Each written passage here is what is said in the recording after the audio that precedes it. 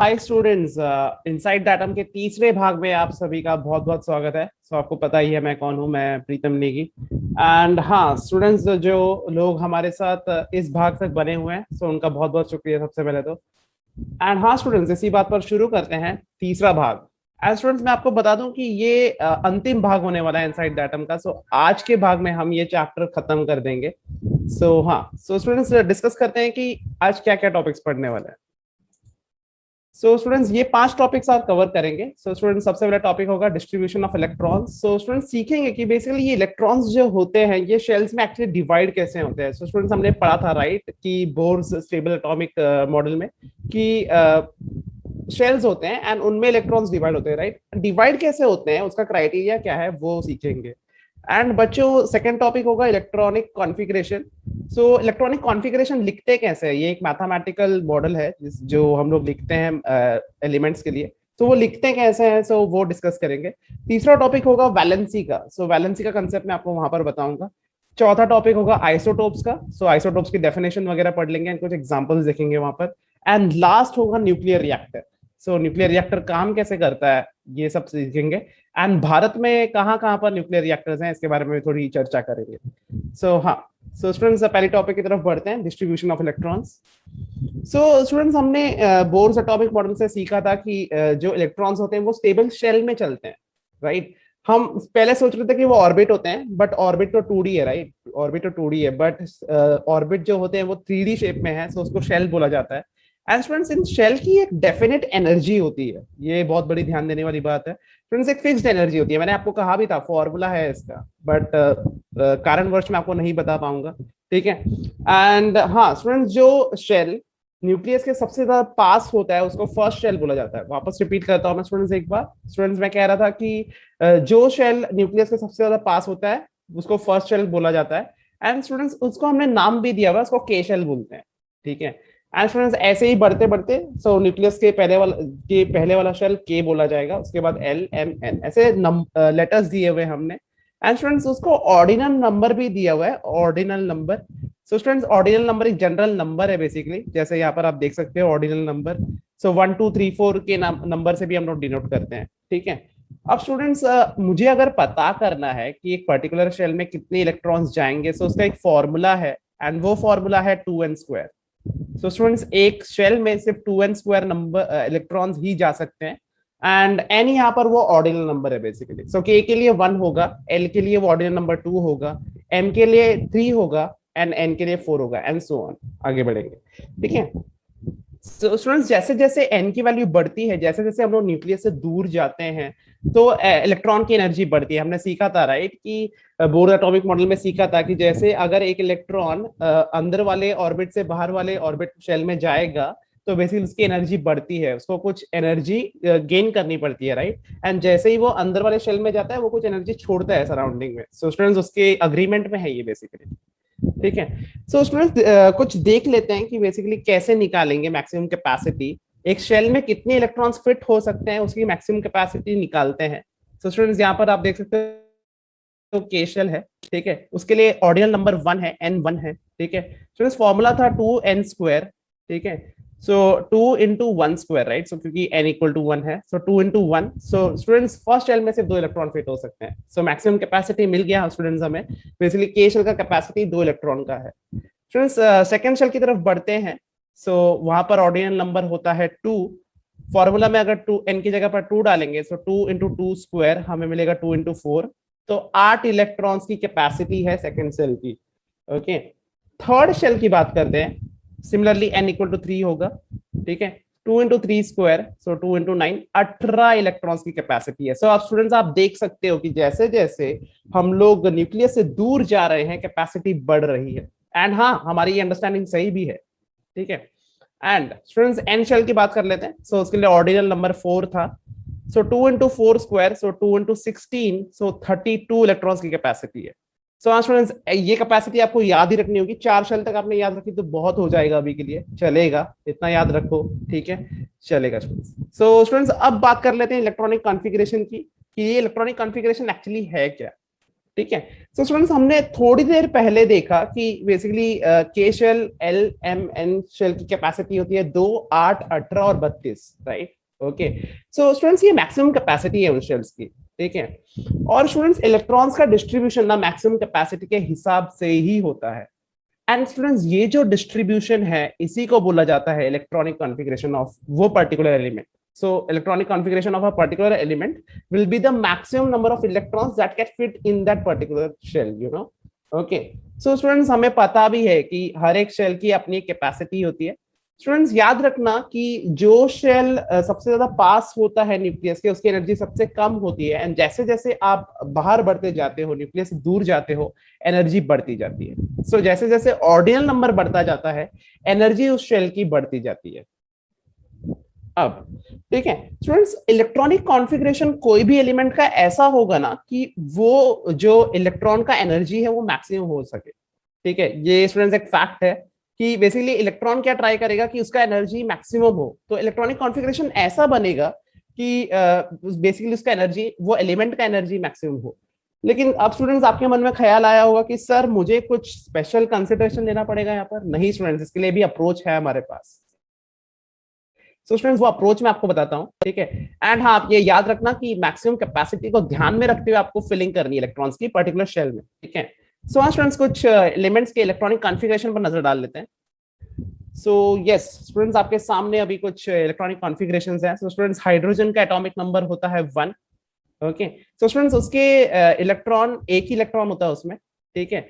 सो वो के शेल में चला जाएगा। सो सिंपल है, उसका इलेक्ट्रॉनिक कॉन्फ़िगरेशन सिंपली 1 हो जाएगा। हीलियम का एटॉमिक नंबर होता है 2, ठीक है। के शेल की कैपेसिटी 2 है एंड स्टूडेंट्स हम लोग फिल कर सकते हैं, राइट। तो उसका इलेक्ट्रॉनिक कॉन्फ़िगरेशन सिंपली 2 होगा।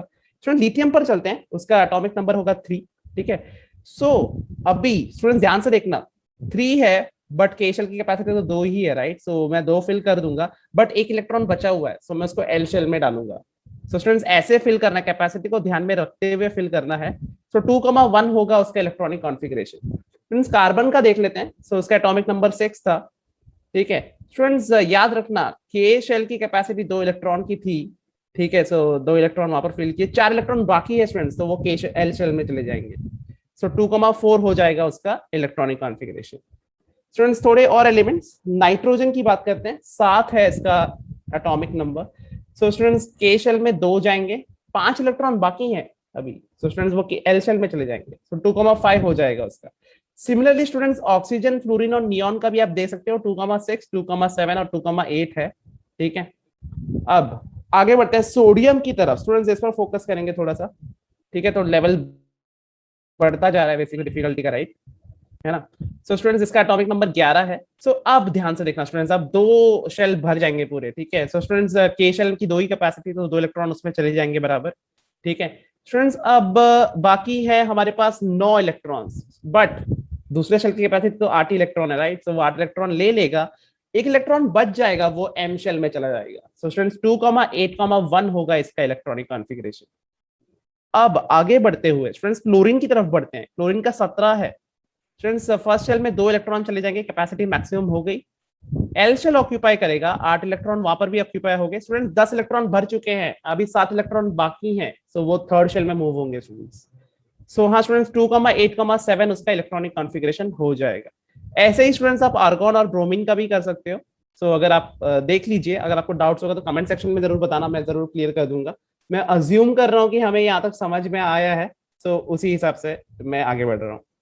हाँ, सो स्टूडेंट्स हम लोग इलेक्ट्रॉनिक कॉन्फ़िगरेशन कॉमा सेपरेटेड लिखते हैं। सो बेसिकली नंबर लिखेंगे एंड कॉमा डाल के फिर आगे के नंबर्स लिखते हैं, ठीक है। जैसे एक एग्जांपल हमने लिया था कि सोडियम का, राइट। सो सोडियम का एटॉमिक नंबर 11 था। सो उसका इलेक्ट्रॉनिक कॉन्फ़िगरेशन आ जाएगा 2,8,1, ठीक है।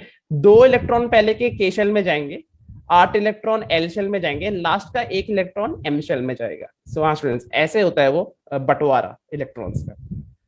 हाँ स्टूडेंट्स, अब हमें सिंस हमें अभी इलेक्ट्रॉनिक कॉन्फ़िगरेशन का कंसेप्ट पता है, सो वैलेंसी का कंसेप्ट पढ़ लेते हैं, ठीक है। एंड यस, इसके लिए you must have the knowledge of electronic configuration.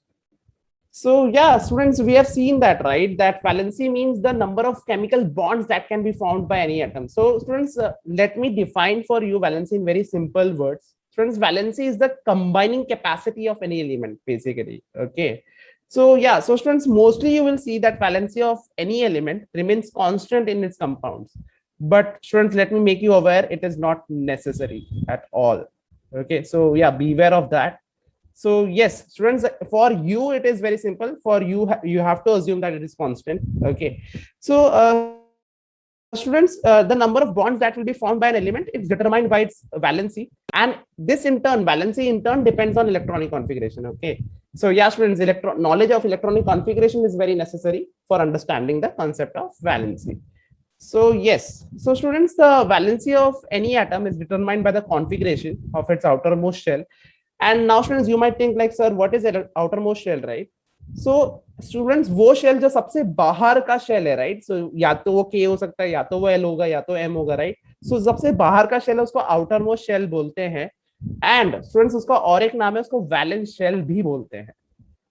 ठीक है, अब एंड स्टूडेंट्स, जो इलेक्ट्रॉन्स वैलेंस शेल में होते हैं, जो आउटर मोस्ट शेल में होते हैं, उनको वैलेंस इलेक्ट्रॉन्स बोला जाता है। स्टूडेंट्स, एक बार मैं वापस रिपीट कर देता हूँ। स्टूडेंट्स, जो सबसे बाहर का शेल होता है उसको वैलेंस शेल बोला जाता है, एंड इस वैलेंस शेल में जो इलेक्ट्रॉन्स होते हैं उनको वैलेंस इलेक्ट्रॉन्स बोला जाता है। ठीक है, सो यस, सो स्टूडेंट्स, देखते हैं अब सबसे पहले हीलियम और नियॉन की बातें कर लेते हैं। सो स्टूडेंट्स, हीलियम का एटॉमिक नंबर है 2। सो उसमें क्या होगा, उसमें के शेल में ही 2 इलेक्ट्रॉन्स फिल हो जाएंगे, राइट? सो स्टूडेंट्स, वो केमिकली इनर्ट होता है एक्चुअली। अब आप सोचोगे सर ये इनर्ट का मतलब क्या होता है? स्टूडेंट्स, वो एकदम सेटिस्फाइड है बेसिकली, वो रिएक्ट ही नहीं करना चाहता, वो कंपाउंड्स नहीं फॉर्म करना चाहता बेसिकली। फ्रेंड्स, ये रिएक्ट ही नहीं करता। हीलियम इनर्ट मतलब उसका रिएक्टिंग कैपेसिटी मिनिमम है, उसका रिएक्टिंग टेंडेंसी 0 है बेसिकली। ओके स्टूडेंट्स, उसका वैलेंसी 0 है बेसिकली, क्योंकि वो नहीं देना चाहता किसी को अपने इलेक्ट्रॉन्स। क्योंकि स्टूडेंट्स, जब ये केमिकल रिएक्शंस होते हैं तो इलेक्ट्रॉन्स का एक्सचेंज होता है बेसिकली, बट हीलियम नहीं बांटना चाहता अपने इलेक्ट्रॉन्स किसी के साथ। सो स्टूडेंट्स, हीलियम और नियॉन दोनों की वैलेंसी 0 होती है। स्टूडेंट्स, हीलियम के दोनों इलेक्ट्रॉन्स के शेल में जाते हैं, ठीक है? एंड हाँ, जो नंबर ऑफ इलेक्ट्रॉन्स हैं के शेल में, वो तो उसकी कैपेसिटी है बेसिकली। सो कैपेसिटी भर गई, वो संतुष्ट है बेसिकली। सो हाँ, इसीलिए वो रिएक्ट ही नहीं करता किसी के साथ। ठीक है, अब सो स्टूडेंट्स, ऐसा भी बोला जाता है कि हीलियम को हम लोग बोलते हैं उसके पास एक इलेक्ट्रॉन ड्यूप्लेट है। अब स्टूडेंट्स, ड्यूप्लेट का मतलब क्या होता है, राइट? स्टूडेंट्स, ड्यूप्लेट का मतलब 2 होता है। तो स्टूडेंट्स, 2 इलेक्ट्रॉन है, राइट, के शेल में, तो इसलिए बोलते हैं उसके पास इलेक्ट्रॉन ड्यूप्लेट है। ठीक है, सिमिलरली स्टूडेंट्स, नियॉन की बात करते हैं। ठीक है, सो स्टूडेंट्स, इसमें क्या होगा बेसिकली, के शेल में 2 इलेक्ट्रॉन जाते हैं एंड एल शेल में 8 इलेक्ट्रॉन जाते हैं। ठीक है, सो स्टूडेंट्स, आप अगेन देख सकते हो कि यहाँ पर क्या हो रहा है कि जो आउटर मोस्ट शेल है यहाँ पर नियॉन में, उसमें 8 इलेक्ट्रॉन है, जो कि मैक्सिमम कैपेसिटी है। तो इसीलिए नियॉन भी केमिकली इनर्ट है एंड वो रिएक्ट नहीं करता है। एंड स्टूडेंट्स, हम लोग क्या बोलते हैं पता है? हम लोग बोलते हैं कि नियॉन के पास ना इलेक्ट्रॉन ऑक्टेट है बेसिकली। ऑक्टेट मतलब 8 होता है, याद रखना, ऑक्टेट मतलब 8 होता है। ओके, सिमिलरली स्टूडेंट्स, अगर आर्गॉन की बात की जाए, ठीक है, सो उसमें कैसे होगा, उसका कॉन्फ़िगरेशन आता है 2,8,8, क्योंकि उसका एटॉमिक नंबर 18 है। ठीक है, सो 2,8,8 आता है। सो स्टूडेंट्स, आप अगेन देख सकते हो कि इसके आउटर मोस्ट शेल में 8 इलेक्ट्रॉन है, किसके? आर्गॉन के। ठीक है, सो स्टूडेंट्स, आर्गॉन के पास भी इलेक्ट्रॉन ऑक्टेट है, सो वो संतुष्ट है, तो इसलिए वो केमिकली इनर्ट है। सो स्टूडेंट्स, गिव रीजन आ सकता है एग्जाम्स में कि क्यों, एक्सप्लेन की basically why helium, neon and argon are chemically inert. So ये वैलेंसी का रीजन है यहाँ पर, क्योंकि हीलियम के पास इलेक्ट्रॉन ड्यूप्लेट है और नियॉन और आर्गॉन के पास इलेक्ट्रॉन ऑक्टेट है बेसिकली। सो स्टूडेंट्स, ये याद रखना। ठीक है, अब सो स्टूडेंट्स, बाकी सब इतने किस्मत वाले नहीं है, बाकी सारे एलिमेंट्स इतने किस्मत वाले नहीं है। स्टूडेंट्स, एक एग्जांपल ले लेते हैं, हाइड्रोजन। ओके, सो स्टूडेंट्स, उसके पास एक ही इलेक्ट्रॉन होता है। ठीक है, सो स्टूडेंट्स, उसका जो इलेक्ट्रॉन ड्यूप्लेट है वो इनकम्प्लीट है, वो आधा अधूरा है, क्योंकि उसकी कैपेसिटी तो 2 है, राइट? क्योंकि केशल की कैपेसिटी 2 है, बट उसके पास तो एक ही इलेक्ट्रॉन है। सो स्टूडेंट्स, इसलिए वो टेंडेंसी दिखाता है कि हाँ भाई, मेरे को अपना ड्यूप्लेट पूरा करना पड़ेगा, सो मेरे को कंबाइन करना पड़ेगा किसी के साथ, मेरे को किसी के साथ बॉन्ड बनाना पड़ेगा, राइट? ठीक है, सो स्टूडेंट्स, उसकी वैलेंसी 0 नहीं है बेसिकली। सो हाइड्रोजन की वैलेंसी 1 होती है मोस्टली। सो स्टूडेंट्स, बहुत सारे मॉलिक्यूल्स है, जैसे हाइड्रोजन मॉलिक्यूल का ही एग्जांपल ले लो, या फिर हाइड्रोक्लोरिक एसिड का एग्जांपल ले लो। सो स्टूडेंट्स, वहां पर हाइड्रोजन की वैलेंसी 1 देखी गई है बेसिकली। ठीक है, अब सो स्टूडेंट्स उसके पास एक इलेक्ट्रॉन कम होता है, इसलिए वो बॉन्ड बना के अपना ड्यूप्लेट कंप्लीट करने की कोशिश करता है, ठीक है। एंड हाँ स्टूडेंट्स याद रखना कि हाइड्रोजन की वैलेंसी 1 होती है, 1, ठीक है। सो स्टूडेंट्स ऐसे ही सोडियम की बात करते हैं। सो सोडियम का इलेक्ट्रॉनिक कॉन्फ़िगरेशन आता है 2,8,1, ठीक है। सो स्टूडेंट्स उसके भी वैलेंस शेल में एक ही इलेक्ट्रॉन है, राइट। सो वापस वो चाहता था कि उसके पास ऑक्टेट आ जाए। स्टूडेंट्स ये एक इलेक्ट्रॉन वो देने को देखता है बेसिकली, वो बोलता है कि मैं किसी को भाड़े पर दे दूंगा, मेरा इलेक्ट्रॉन ड्यूप्लेट कंप्लीट हो जाएगा, बेसिकली 2,8 का ड्यूप्लेट कंप्लीट हो जाएगा, राइट। सो स्टूडेंट्स उसकी वैलेंसी भी 1 है। सो कौन से कंपाउंड्स में सर ये हम देखते हैं, बेसिकली सॉल्ट में एंड NaH में देखते हैं, सोडियम हाइड्राइड में, ठीक है। सो स्टूडेंट्स ये था सोडियम के बारे में। सो स्टूडेंट्स इससे हमें समझ में तो आ ही गया होगा कि वैलेंसी और इलेक्ट्रॉनिक कॉन्फ़िगरेशन का कुछ तो रिश्ता है, यहाँ पर कुछ तो ये नंबर ऑफ इलेक्ट्रॉन्स और वैलेंसी के बीच में रिश्ता जरूर है, ठीक है। सो वो रिश्ता मैं आपको समझाता हूँ। सो हाँ स्टूडेंट्स ये टेबल के थ्रू हमें समझ में आएगा। सो यहाँ पर क्या क्या मैंने दिया हुआ है, हमने कुछ कंपाउंड्स लिए हैं, फिर उनकी वैलेंसी की बात कर रहे हैं एक पर्टिकुलर एलिमेंट की, एंड देन बताता हूं मैं आपको आगे। सो स्टूडेंट्स यहाँ पर देख लीजिए, पहला हाइड्रोजन एलिमेंट कंसीडर कर रहा हूं मैं। कौन सा कंपाउंड लिया, हाइड्रोक्लोरिक एसिड लिया हुआ है। स्टूडेंट्स वैलेंसी हाइड्रोजन की 1 है। सो ओके सो यहाँ पर इलेक्ट्रॉनिक कॉन्फ़िगरेशन भी उसका 1 ही होता है, क्योंकि एक ही बेचारे के पास प्रोटॉन और इलेक्ट्रॉन है, ठीक है। सो स्टूडेंट्स वैलेंस इलेक्ट्रॉन 1 है। स्टूडेंट्स ये 8-6 आपको तब करना है जब नंबर ऑफ वैलेंस इलेक्ट्रॉन की वैल्यू 4 या उससे ज्यादा होगी। सो अब नहीं करेंगे क्योंकि एक तो 4 से कम है, right. 1 is less than 4, right? So you will not do this operation 8-6. So students 1 is the valency in this case. Chlorine का देख लेते हैं. So students let's take a look at chlorine. So valency of that element is also 1 because the electronic configuration of chlorine is 2,8,7. So students it tends to complete its electronic octet, okay, by gaining 1 electron from someone, okay. And yes, hydrogen is that noble guy who will donate that 1 electron to chlorine, you know. So yeah students, the number of valence electrons are 7. So yeah students, in this case you will use this expression 8-x, right? Because yes, x is greater than 4, right? In this case 7 is greater than 4. So students, valency will be 8-7, that is 1. Okay, let's go for neon. Students, the configuration is 2,8. No compounds are formed, okay. So yes, 8-8, that is 0. So yeah students, valency of neon is 0. It is chemically inert. Friends, let's go for fluorine in hydrogen fluoride. Okay. Friends, valency of fluorine is 1 again. Yeah, it is trying to complete its octet by gaining 1 electron from someone. And yes, hydrogen is that noble guy again. Okay. Then number of valence electrons are 7. So yes, you will use the formula 8-x. So 8-7 is 1. Okay. Similarly, students, you can follow for all the other elements as well. Okay, so yeah, the valency of sodium is 1, valency of magnesium is 2, carbon is 4. So yeah students, x is greater than equal to 4, right? So 4 equal to 4, that's why we are using this formula again. So yeah, and yes, aluminum chloride. So yeah, 3 electrons are 3 is the valency. So yeah students, that was pretty much about the valency. Now students, we will discuss about the isotopes, right? Okay. So students, atomic number is a fundamental property of any element, and it identifies that particular element, you know. So atomic number is the identity of that particular element. Okay. So students, some elements are there in nature which have same atomic number but different atomic mass number. Okay. So yes students, such elements which have same atomic number but different atomic mass number are called isotopes. So yes. So students, some examples are, so students कुछ उदाहरण है इसके, basically carbon एक example है. So students, carbon 3 form में exist करता है nature में, C12, C13 and C14. Okay. So students का रिप्रेजेंटेशन यहाँ पर दिया हुआ है, एटॉमिक मास नंबर अलग है, सो वो लिखूंगा मैं बेसिकली, जिससे किसी को भी समझ में आएगा कि बेसिकली इसका एटॉमिक मास नंबर कम है, राइट. ठीक है. स्टूडेंट्स याद रखना कि आइसोटोप्स में सेम नंबर ऑफ प्रोटॉन्स होते हैं बट न्यूट्रॉन्स अलग अलग होते हैं. ये न्यूट्रॉन्स जो अलग अलग एक एक बढ़ रहे हैं, इसी के वजह से वो एटॉमिक मास नंबर चेंज हो रहा है, क्योंकि हमें पता है, राइट, एटॉमिक नंबर को सिर्फ प्रोटॉन्स ही कंट्रीब्यूट करते हैं, बट एटॉमिक मास नंबर की बात आती है तो दो चीजें आएंगी, number of protons plus number of neutrons, right. So students याद रखना कि आइसोटोप्स में नंबर ऑफ न्यूट्रॉन्स अलग होते हैं, नंबर ऑफ प्रोटॉन्स सेम ही रहते हैं. ठीक है. अब स्टूडेंट्स आखिरी टॉपिक पर आ जाते हैं इस चैप्टर के, न्यूक्लियर रिएक्टर. ठीक है, सीखते हैं कैसे काम करता है ये. सो स्टूडेंट्स, न्यूक्लियर रिएक्टर एक मशीन है बेसिकली जो बिजली पैदा करती है, ठीक है, एटॉमिक एनर्जी यूज करके. ठीक है। सो स्टूडेंट्स हम लोग यहाँ पर क्या करते हैं, हम लोग यहाँ पर न्यूक्लियर रिएक्शंस कैरी आउट करते हैं किस पर, एलिमेंट्स पर। कौन से elements sir? Radio active elements पर। ठीक है, सो उसको न्यूक्लियर फ्यूल बोलोगे हमारे केस में। ठीक है।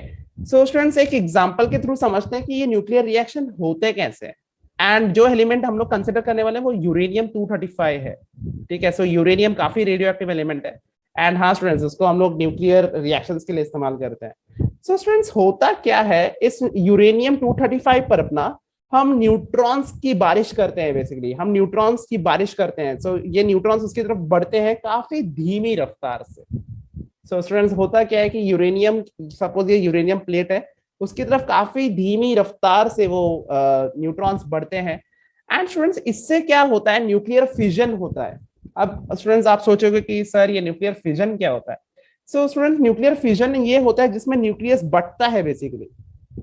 सो स्टूडेंट्स आपको विजुअलाइज होना चाहिए कि न्यूक्लियर फिजन मतलब क्या हो रहा है, यहाँ पर न्यूक्लियस बढ़ रहा है, सो प्रोटॉन्स और न्यूट्रॉन्स का बंटवारा होगा। हाँ होगा ऐसे।